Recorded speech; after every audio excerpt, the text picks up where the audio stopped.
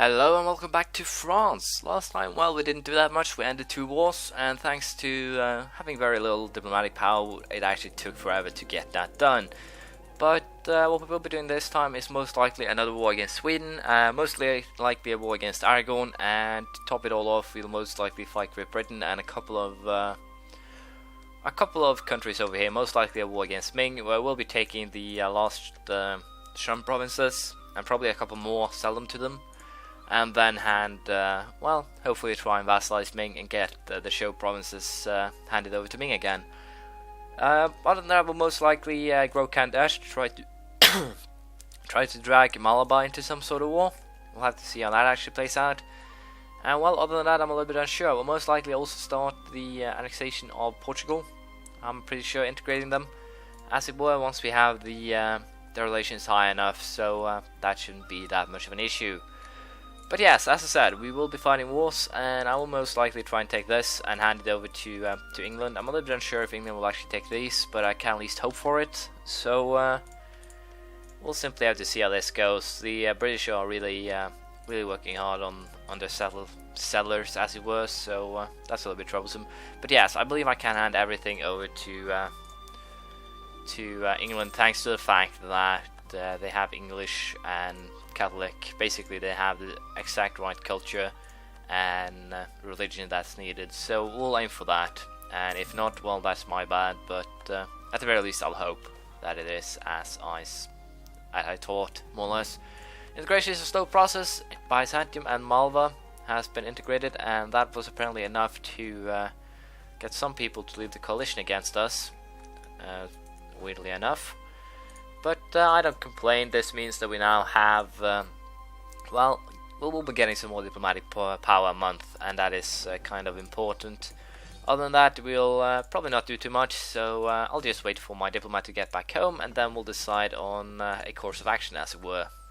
As you can see, declaring war on Great Britain is actually of benefit to me, thanks to the fact that they're allied with Aragon. The only problem I have is that I have no idea if the troops that I currently have in the area are enough, as it were, to actually get this war or get what I want out of this war. So we'll be building some extra units, I think, and just have them join in as they can. But yes, I will be declaring war, and on that term I will be going army maintenance back at full. And with that, we will be pretty much declaring war now on Great Britain, and that should work out pretty damn well. Also, as you can see, that colony was done, so we'll declare war. And we'll be aiming to, hopefully pull this off. So we'll see how it goes. Hopefully we can snatch some colonies, hopefully these two as well. I'm not even sure if I can actually sell these two to England or not, but I hope so. So we'll see how that goes. But for now, I think I can send out my colonists new, so I'll just do that.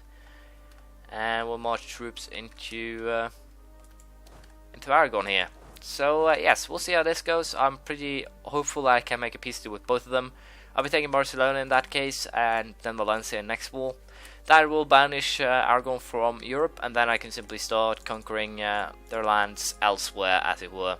And hopefully I can sell that to Castile again. So I might actually keep Portugal and Castile around for a little while longer, just because of that. But we'll see. As you can see, England is doing pretty well too with their colonies, and Castile is helping. So yes, might have to consider waiting a little bit, but I kind of doubt it. But I'll be fighting this war, see if something interesting happens, and if it does, I'll let you know. As you can see, we have reached Admin Tech 26, which allows another group of ideas along with a constitutional republic. No idea if we'll actually try and change that. I think I'll actually have to, use peasant rebels or something to do that.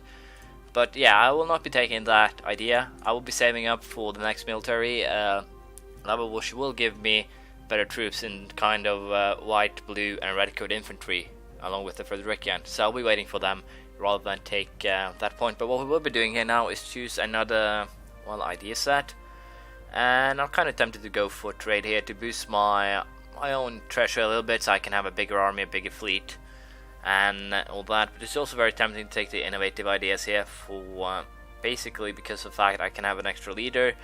Monthly war exhaustion will go down and all that, so we'll actually go for innovative just because of basically the war exhaustion here, because let's face it, the longer we'll fight, the more war exhaustion will actually accrue, and war exhaustion doesn't actually go down during warfare. But if I can actually get that done, then I can potentially start lowering just a little bit at the very least. And as you can see, the war against Great Britain here is actually going pretty well. And I think we'll get what we want here. All that remains when it comes to Aragon is just sieging the capital, and that is almost done as well. So I can't complain on that score. And other than that, I'm pretty sure we are basically set for maybe even declaring another war. Hungary is falling to the Ottomans, and that is also a positive thing, really, because if the Ottomans swallow up the Hungarians, I can simply release Hungary again as a vassal when the time comes. Also, Delhi is currently in the process of being eaten. I will declare war on Gvalio. The goal here would be, I think, yeah, I can hand back that Delhi core before the war ends, and also I'll be handing back this one to Kandash, and I'll also be taking this one and handing it over to Kandash as well. So that is the goals, and we'll see if I can pull it off. But I kind of think I will. Also, I apparently have some issues up here that needs addressing, and I think I should just get right to it. A lot of rebels here. So what I will be doing, I think, is annex Korea as soon as this war is over. I should have started before the war, I know, but I'll have to wait until after. So I'll be fighting this war and also dealing with these annoying rebels. I guess one could say that it is indeed time to make peace here in this war, and the first target of peace is Aragon. I have no idea if I actually have 3 diplomats ready now, because if I actually have 4, that's great. So yes, we will be taking Barcelona, and we'll also force them to hand back these 2 to the Mayas. So that will weaken them a little bit, not much admittedly, but it will weaken them. So that will help. We'll go for that one.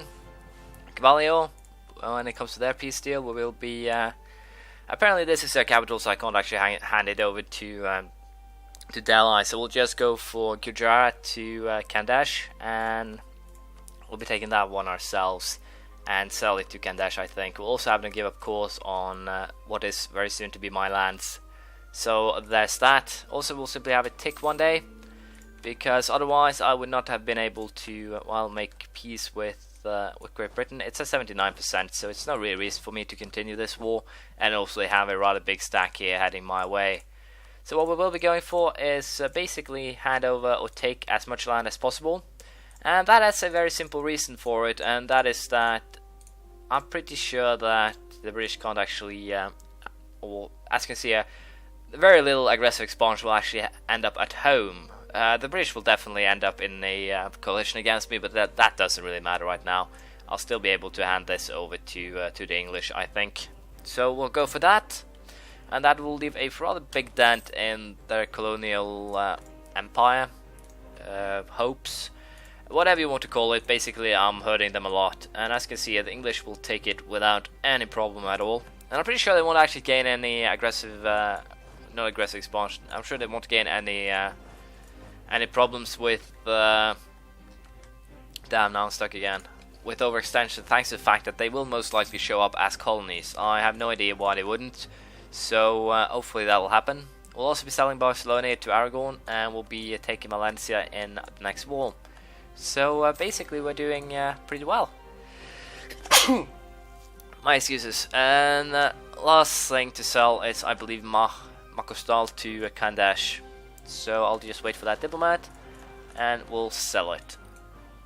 No, why not? Kandash, not the same culture group, not the same religious group. So what culture group are you guys? All religious? So yeah, I can just convert it for them, not a problem at all. So since that can't happen, we'll do this instead. We'll start the annexation of Korea. No reason to keep them around. They are basically done their job, as it were.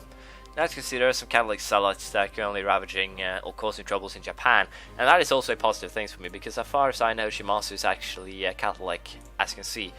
So by having these guys turn the provinces into Catholic, I can easily sell them to them, and it'll also help when I come to the fact that I want to annex them, so that'll help out too. So for now, what we will be doing is most likely just try and get some sieges done, or re-siege these Shan provinces, and then we will be declaring war on Ming, I think. So I'll just sell as many or the most of the provinces to England, and then we'll see what we'll do. I did kind of mess up when I was selling the provinces. For some reason, I managed to sell one of these to Great Britain, I have no idea how. I thought I was pressing on England and diplomacy, but I didn't pay too much attention, and result, I handed a province back to Great Britain. My bad. But that shouldn't actually be too much of a problem. We'll simply take next war. Great Britain did enter the coalition against me, which is kind of a negative, but I can live with that.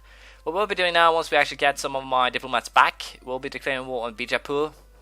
They do have one of the Khandesh cores, and as such I want to take it back, hopefully at least. And I'm pretty sure just sending 6,000 men into each of these should be enough. So as I said, we'll be handing back Khandesh core, and I'll most likely use Khandesh to grow or take most of the provinces in India, and hopefully I can use Shimazu to take Japan and such. So hopefully I will not have to use too much back and forth when it comes to growing my provinces here. So as I said, integration of Korea and Delhi is soon, and then I simply need to integrate one more to have things going. So as I said, it'll most likely be Portugal, and I'll most likely start integration as soon as this war is over. Why I'd like to integrate Portugal is pretty much as I said. They're more or less expand or done, played out their role, I guess you could say. I have no real reason to keep them around anymore because of the fact that, well, there's not too much I can use them for. Aragon I'll simply deal with myself, and England and Castile will do most of the colonization for me. I'll most likely hand over most of the well, I can always use them to take over these Aragonese provinces, so I'll probably keep them around as for a little while longer. I know I go back and forth a lot, but I don't actually have complete control over everything that's happening, and then stuff like that happens. But yeah, I will most likely do that, keep them around a little while longer, but as I said, we'll most likely fight Bijapur and Ming, as it were, now. So I'll be starting a new war as soon as I can, which is now, and hopefully now we can get the last remains that we need to actually get things done. So I'll be fetching an army from Japan here, simply because of the fact that I will be needing some extra troops to fight this war, thanks to the excessive amount of rebels, so that should be just fine. I'll most likely be fighting a lot of wars now in quick succession. I'll mostly likely always be at war, as it were. So hopefully I can still get things done. Let's see, Ming has, well, they do have some troops, but not that many. So I'll be trying to get sieges done, trying to get what I want here, and then we'll see how it all ends up. Wars are more or less over here, so we'll go for what we'll be taking from Ming here. I'm pretty sure that I'll just be going for this one, which basically is hand over these two to Shun, and also take by Beijing in the very same, well, going more or less. But still, I will not be able to vassalize them in a while, so I'll probably have to fight one or two more wars in order to actually get that going. But at the very least now I'll be getting this, and I'll also be going for the annexation of Bijapur, and that should basically be enough, because then I can hand both of them over to Khandesh. So that is what we've decided on, more or less, and that is how, well, things ended up going. So selling both of those will be prioritized now, and that should be enough to give me what I'm after, I guess. Muscovy wants military access, and nope, you're not getting it, my friends.